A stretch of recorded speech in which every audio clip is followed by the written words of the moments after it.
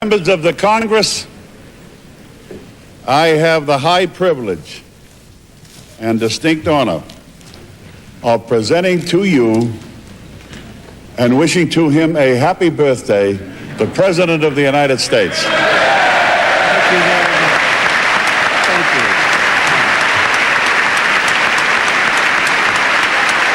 Thank you.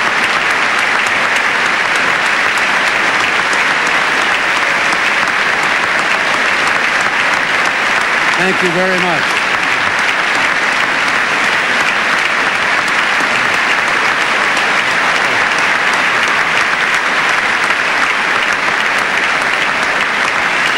Thank you.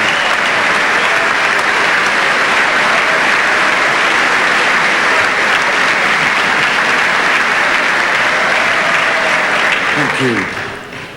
Mr. Speaker, Mr. President, distinguished members of the Congress, honored guests, and fellow citizens, I come before you to report on the state of our union, and I'm pleased to report that after 4 years of united effort, the American people have brought forth a nation renewed, stronger, freer, and more secure than before.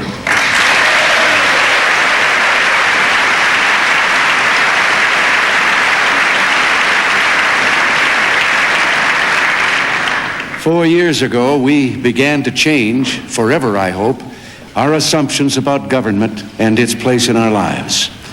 Out of that change has come great and robust growth in our confidence, our economy, and our role in the world.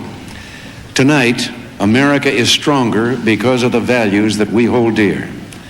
We believe faith and freedom must be our guiding stars, for they show us truth, they make us brave, give us hope, and leave us wiser than we were.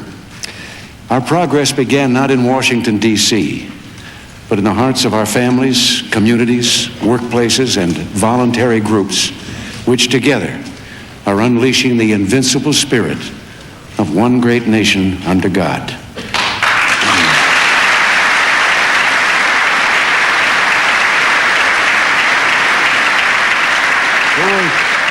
Four years ago, we said we would invigorate our economy by giving people greater freedom and incentives to take risks and letting them keep more of what they earned.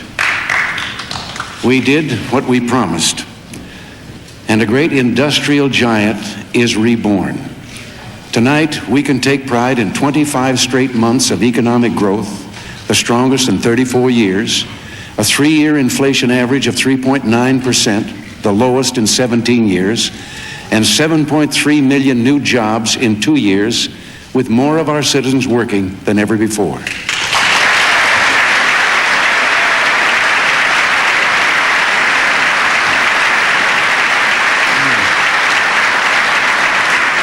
New freedom in our lives has planted the rich seeds for future success. For an America of wisdom that honors the family, knowing that as the family goes, so goes our civilization. For an America of vision that sees tomorrow's dreams in the learning and hard work we do today. For an America of courage whose servicemen and women, even as we meet, proudly stand watch on the frontiers of freedom. For an America of compassion that opens its heart to those who cry out for help. We have begun well, but it's only a beginning. We're not here to congratulate ourselves on what we have done, but to challenge ourselves to finish what has not yet been done. We're here.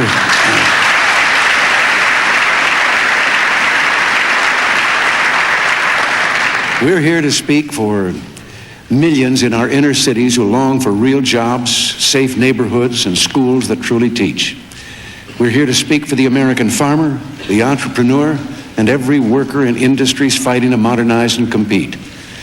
And yes, we're here to stand, and proudly so, for all who struggle to break free from totalitarianism, for all who know in their hearts that freedom is the one true path to peace and human happiness. Proverbs tell us that without a vision, the people perish. When asked what great principle holds our union together, Abraham Lincoln said, "Something in the Declaration giving liberty, not alone to the people of this country, but hope to the world for all future time." We honor the giants of our history not by going back, but forward to the dreams their vision foresaw. My fellow citizens, this nation is poised for greatness. The time has come to proceed toward a great new challenge, a second American revolution of hope and opportunity. A revolution carrying us to new heights of progress by pushing back frontiers of knowledge and space. A revolution of spirit that taps the soul of America, enabling us to summon greater strength than we've ever known. And a revolution that carries beyond our shores the golden promise of human freedom in a world at peace. Let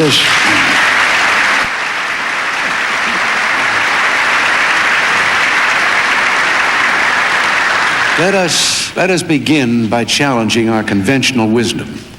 There are no constraints on the human mind, no walls around the human spirit, no barriers to our progress except those we ourselves erect. Already pushing down tax rates has freed our economy to vault forward to record growth. In Europe, they're calling it the American miracle. Day by day, we're shattering accepted notions of what is possible. When I was growing up, we failed to see how a new thing called radio would transform our marketplace. Well, today, many have not yet seen how advances in technology are transforming our lives. In the late 1950s, workers at the AT&T semiconductor plant in Pennsylvania produced 5 transistors a day for $7.50 apiece. They now produce over 1 million for less than a penny apiece. New laser techniques could revolutionize heart bypass surgery, cut diagnosis time for viruses linked to cancer from weeks to minutes, reduce hospital costs dramatically, and hold out new promise for saving human lives. Our automobile industry has overhauled assembly lines, increased worker productivity, and is competitive once again. We stand on the threshold of a great ability to produce more, do more, be more. Our economy is not getting older and weaker. It's getting younger and stronger. It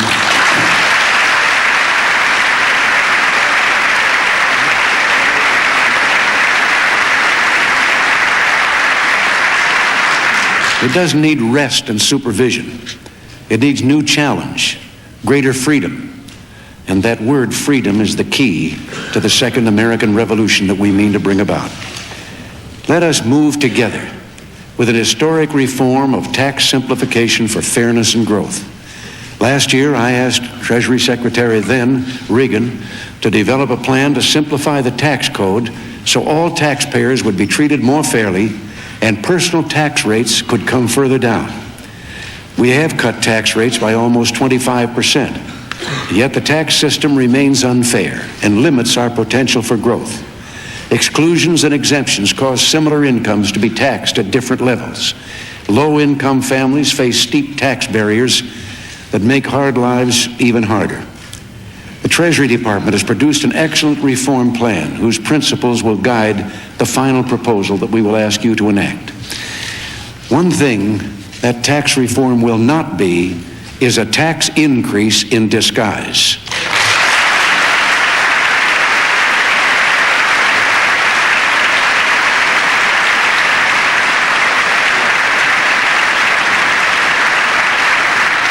We will not jeopardize the mortgage interest deduction that families need. We will reduce personal tax rates as low as possible by removing many tax preferences. We will propose a top rate of no more than 35% and possibly lower. And we will propose reducing corporate rates while maintaining incentives for capital formation.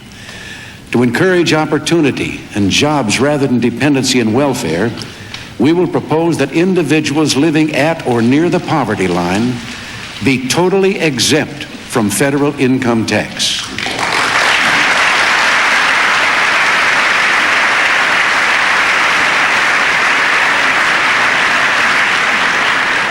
To restore fairness to families, we will propose increasing significantly the personal exemption. And tonight, I am instructing Treasury Secretary James Baker, I have to get used to saying that, to begin working with congressional authors and committees for bipartisan legislation conforming to these principles. We will call upon the American people for support and upon every man and woman in this chamber. Together, we can pass this year a tax bill for fairness, simplicity, and growth, making this economy the engine of our dreams and America the investment capital of the world. So let us begin.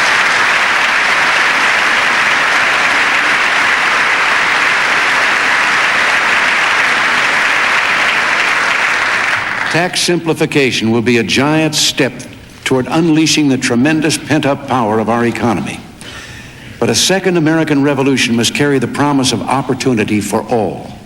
It is time to liberate the spirit of enterprise in the most distressed areas of our country.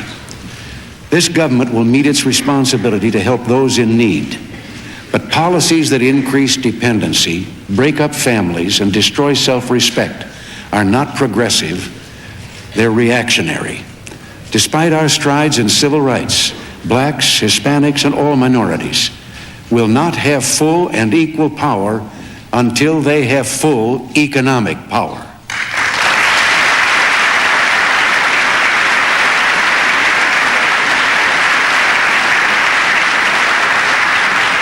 We have repeatedly sought passage of enterprise zones to help those in the abandoned corners of our land find jobs, learn skills, and build better lives. This legislation is supported by a majority of you. Mr. Speaker, I know we agree that there must be no forgotten Americans. Let us place new dreams in a million hearts and create a new generation of entrepreneurs by passing enterprise zones this year.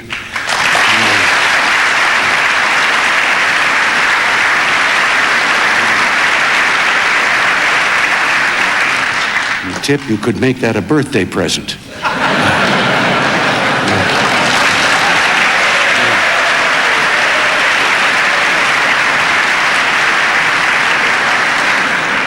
Nor must we lose the chance to pass our youth employment opportunity wage proposal. We can help teenagers who have the highest unemployment rate find summer jobs so they can know the pride of work and have confidence in their futures. We'll continue to support the Job Training Partnership Act, which has a nearly 2/3 job placement rate. Credits in education and health care vouchers will help working families shop for services that they need. Our administration is already encouraging certain low-income public housing residents to own and manage their own dwellings. It's time that all public housing residents have that opportunity of ownership.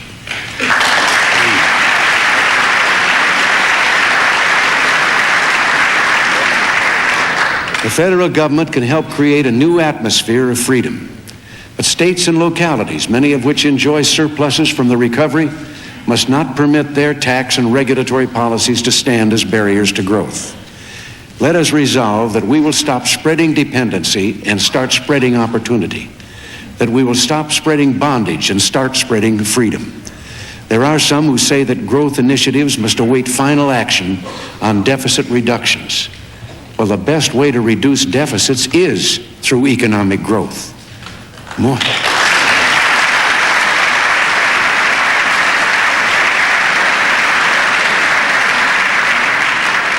More businesses will be started, more investments made, more jobs created, and more people will be on payrolls paying taxes.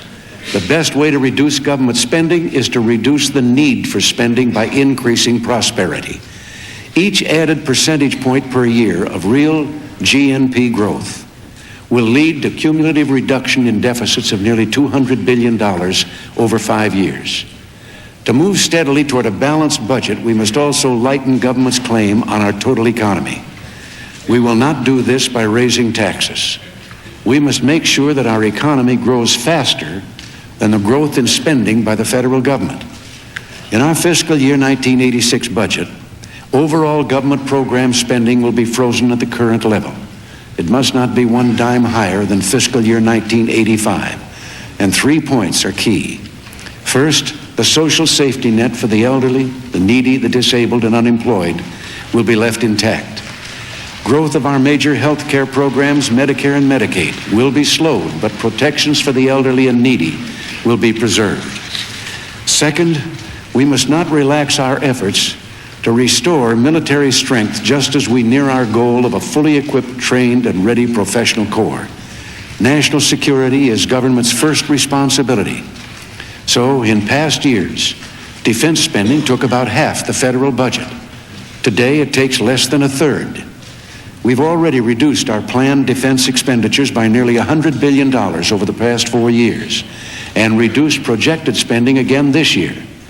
You know, we only have a military-industrial complex until a time of danger, and then it becomes the arsenal of democracy.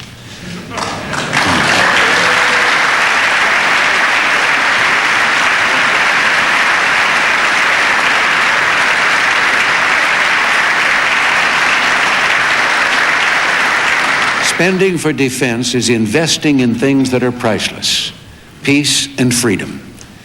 Third, we must reduce or eliminate costly government subsidies. For example, deregulation of the airline industry has led to cheaper airfares, but on Amtrak, taxpayers pay about $35 per passenger every time an Amtrak train leaves the station. It's time we ended this huge federal subsidy.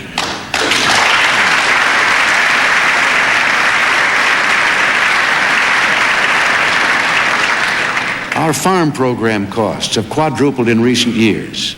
Yet I know from visiting farmers, many in great financial distress, that we need an orderly transition to a market-oriented farm economy.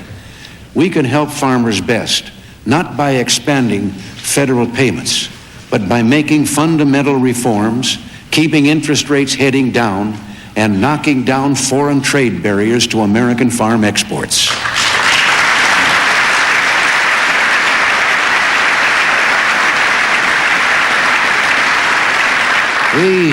We're moving ahead with Grace Commission reforms to eliminate waste and improve government's management practices.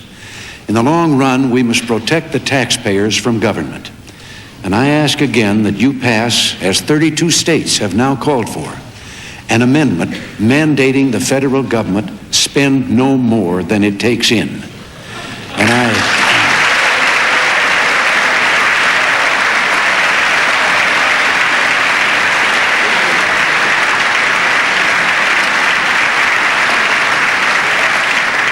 And I ask for the authority used responsibly by 43 governors to veto individual items in appropriation bills. Senator Mattingly has introduced a bill permitting a 2-year trial run of the line item veto. I hope you'll pass and send that legislation to my desk.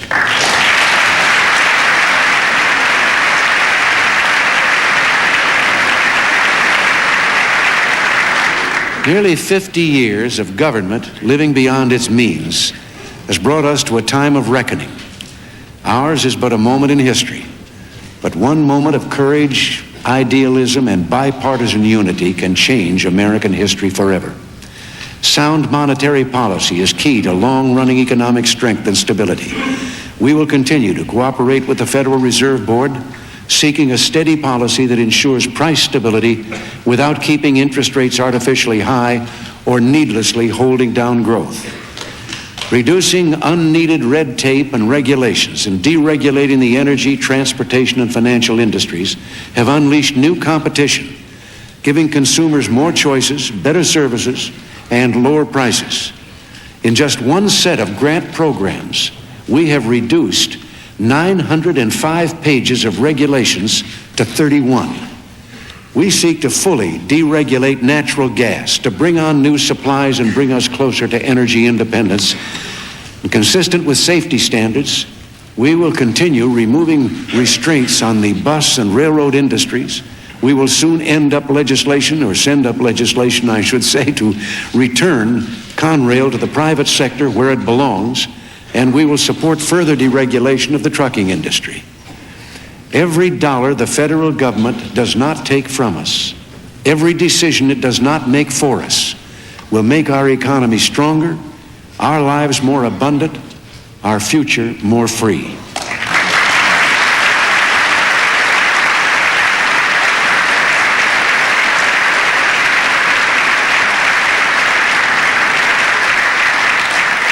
Our second American Revolution will push on to new possibilities not only on Earth, but in the next frontier of space. Despite budget restraints, we will seek record funding for research and development. We've seen the success of the space shuttle. Now we're going to develop a permanently manned space station and new opportunities for free enterprise, because in the next decade, Americans and our friends around the world will be living and working together in space. In the zero gravity of space, we could manufacture in 30 days life-saving medicines it would take 30 years to make on Earth. We can make crystals of exceptional purity to produce supercomputers, creating jobs, technologies, and medical breakthroughs beyond anything we ever dreamed possible. As we do all this, we'll continue to protect our natural resources. We will seek reauthorization and expanded funding for the Superfund program to continue cleaning up hazardous waste sites which threaten human health and the environment.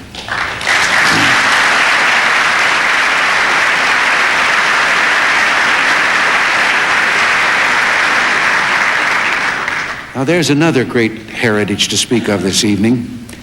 Of all the changes that have swept America the past 4 years, none brings greater promise than our rediscovery of the values of faith, freedom, family, work, and neighborhood.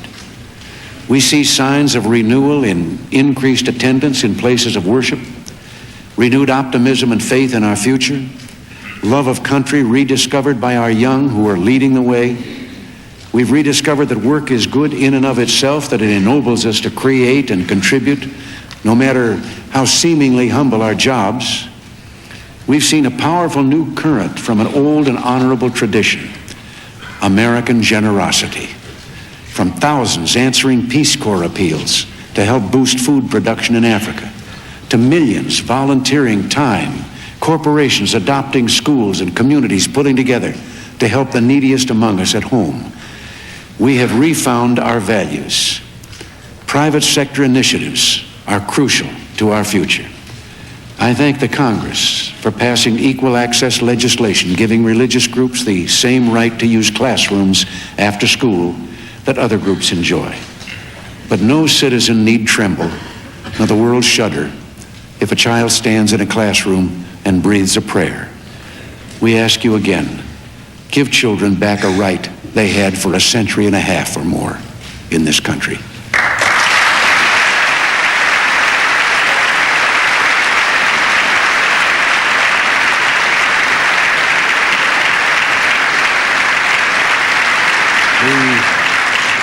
The question of abortion grips our nation.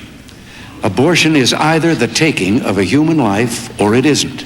And if it is, and medical technology is increasingly showing it is, it must be stopped. It is a terrible irony that while some turn to abortion, so many others who cannot become parents cry out for children to adopt. We have room for these children. We can fill the cradles of those who want a child to love. And tonight, I ask you in the Congress to move this year on legislation to protect the unborn.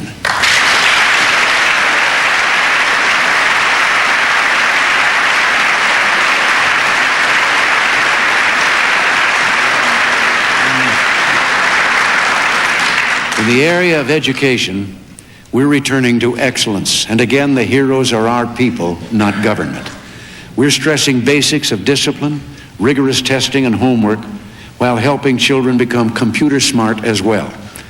For 20 years, scholastic aptitude test scores of our high school students went down, but now they have gone up 2 of the last 3 years. We must go forward in our commitment to the new basics, giving parents greater authority and making sure good teachers are rewarded for hard work and achievement through merit pay.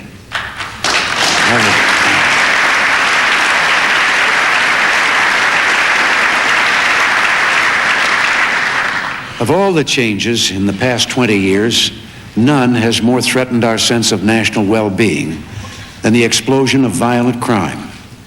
One does not have to be attacked to be a victim. The woman who must run to her car after shopping at night is a victim. The couple draping their door with locks and chains are victims, as is the tired, decent cleaning woman who can't ride a subway home without being afraid. We do not seek to violate the rights of defendants, but shouldn't we feel more compassion for the victims of crime than for those who commit crime?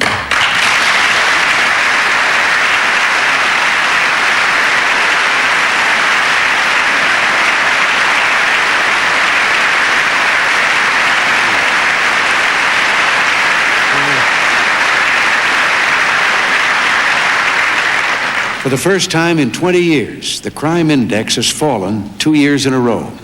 We've convicted over 7,400 drug offenders and put them, as well as leaders of organized crime, behind bars in record numbers. But we must do more. I urge the House to follow the Senate and enact proposals permitting use of all reliable evidence that police officers acquire in good faith.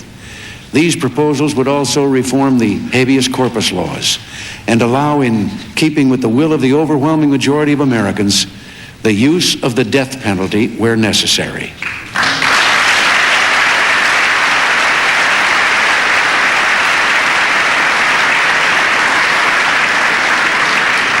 There can be no economic revival in ghettos when the most violent among us are allowed to roam free. It's time we restored domestic tranquility, and we mean to do just that. Just as we're positioned as never before to secure justice in our economy, we're poised as never before to create a safer, freer, more peaceful world. Our alliances are stronger than ever. Our economy is stronger than ever. We have resumed our historic role as a leader of the free world, and all of these together are a great force for peace. Since 1981, we've been committed to seeking fair and verifiable arms agreements that would lower the risk of war and reduce the size of nuclear arsenals. Now our determination to maintain a strong defense has influenced the Soviet Union to return to the bargaining table. Our negotiators must be able to go to that table with the united support of the American people. All of us have no greater dream than to see the day when nuclear weapons are banned from this earth forever.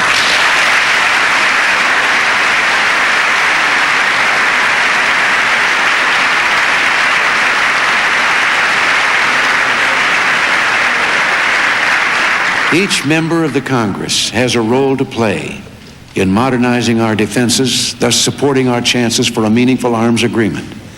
Your vote this spring on the Peacekeeper missile will be a critical test of our resolve to maintain the strength we need and move toward mutual and verifiable arms reductions. For the past 20 years, we've believed that no war will be launched as long as each side knows it can retaliate with a deadly counterstrike. Well, I believe there's a better way of eliminating the threat of nuclear war. It is a strategic defense initiative aimed ultimately at finding a non-nuclear defense against ballistic missiles. It's the most hopeful possibility of the nuclear age, but it's not very well understood. Some say it will bring war to the heavens, but its purpose is to deter war in the heavens and on Earth. Now, some say the research would be expensive, perhaps, but it could save millions of lives, indeed humanity itself. And some say if we build such a system, the Soviets will build a defense system of their own. Well, they already have strategic defenses that surpass ours, a civil defense system where we have almost none, and a research program covering roughly the same areas of technology that we're now exploring. And finally, some say the research will take a long time. Well, the answer to that is, let's get started.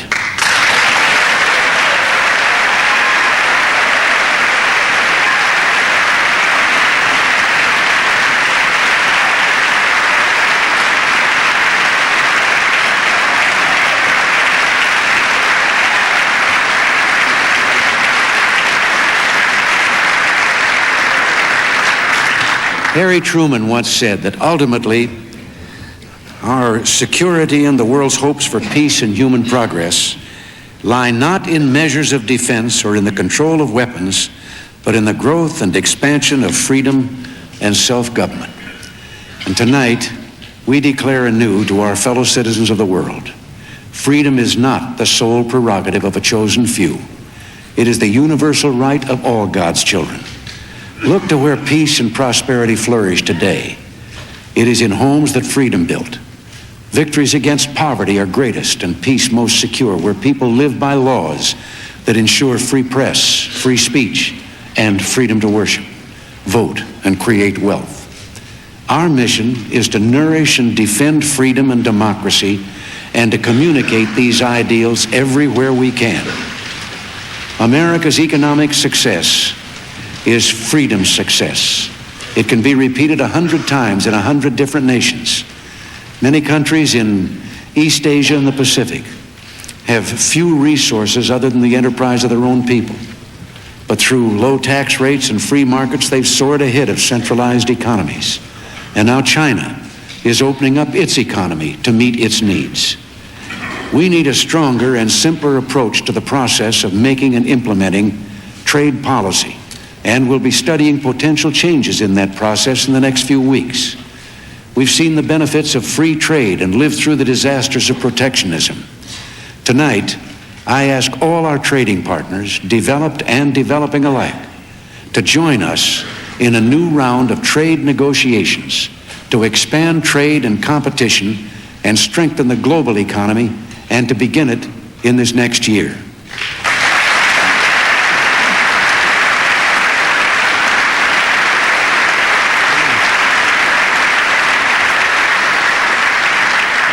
There are more than 3 billion human beings living in third world countries with an average per capita income of $650 a year.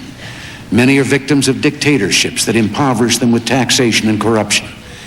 Let us ask our allies to join us in a practical program of trade and assistance that fosters economic development through personal incentives to help these people climb from poverty on their own. We cannot play innocence abroad in a world that's not innocent, nor can we be passive when freedom is under siege. Without resources, diplomacy cannot succeed. Our security assistance programs help friendly governments defend themselves and give them confidence to work for peace. And I hope that you and the Congress will understand that dollar for dollar, security assistance contributes as much to global security as our own defense budget. We must stand by all our democratic allies, and we must not break faith with those who are risking their lives on every continent from Afghanistan to Nicaragua to defy Soviet-supported aggression and secure rights which have been ours from birth.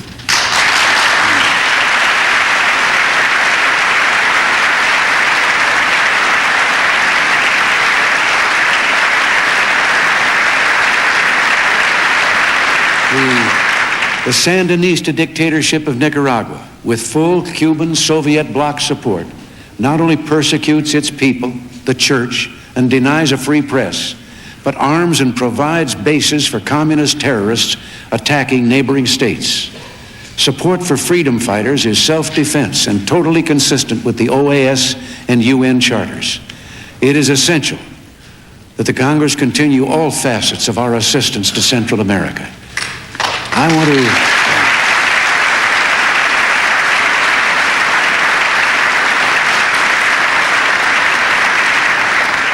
want to work with you to support the democratic forces whose struggle is tied to our own security. Now, tonight I've spoken of great plans and great dreams. They're dreams we can make come true. 200 years of American history should have taught us that nothing is impossible. 10 years ago, a young girl left Vietnam with her family, part of the exodus that followed the fall of Saigon. They came to the United States with no possessions and not knowing a word of English. 10 years ago, the young girl studied hard, learned English, and finished high school in the top of her class.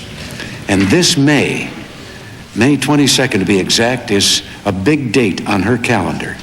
Just 10 years from the time she left Vietnam, she will graduate from the United States Military Academy at West Point.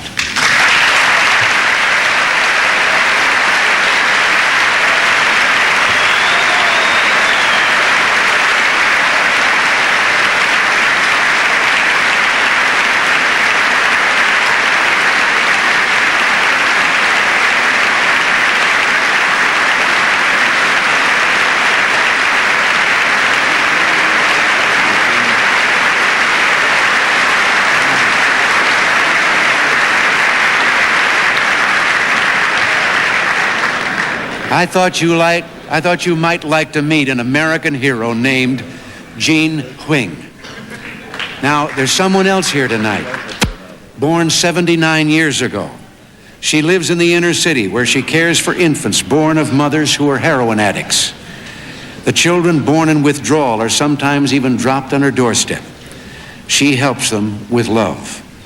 Go to her house some night and maybe you'll see her silhouette against the window as she walks the floor, talking softly, soothing a child in her arms. Mother Hale of Harlem, and she too is an American hero.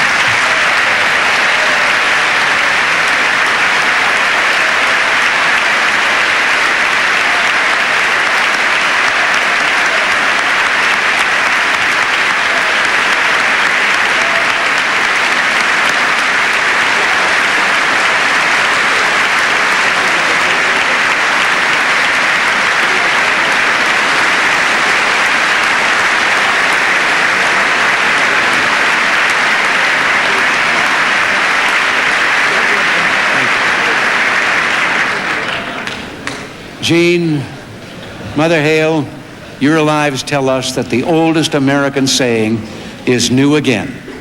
Anything is possible in America if we have the faith, the will, and the heart. History is asking us once again to be a force for good in the world. Let us begin in unity with justice and love. Thank you, and God bless you.